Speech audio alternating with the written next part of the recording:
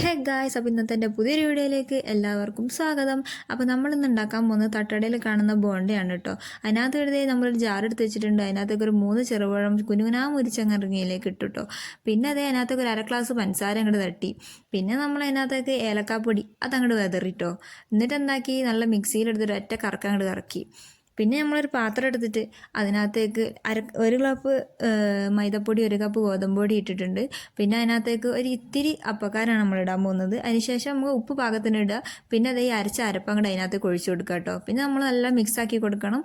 ഇതുകൊണ്ട് പാകാവില്ല എന്നുണ്ടെങ്കിൽ കുറച്ച് വെള്ളം കൂട്ടി നമുക്ക് കുഴച്ച് പാവാക്കി എടുക്കാം. അപ്പോൾ നമ്മുടെ മാവിൻ്റെ പരുവം ഇതാണ് കേട്ടോ. ഈ പാകത്തിന് നമ്മൾ സെറ്റായി കഴിഞ്ഞാൽ ഒരു 2 മണിക്കൂർ മാവ് അങ്ങോട്ട് മാറ്റി വെക്കുക, എന്നാലേ സെറ്റാവുള്ളൂ. അപ്പോൾ അതായത് നമ്മളിത് പൊരിക്കാൻ തുടങ്ങിയിട്ടുണ്ട്.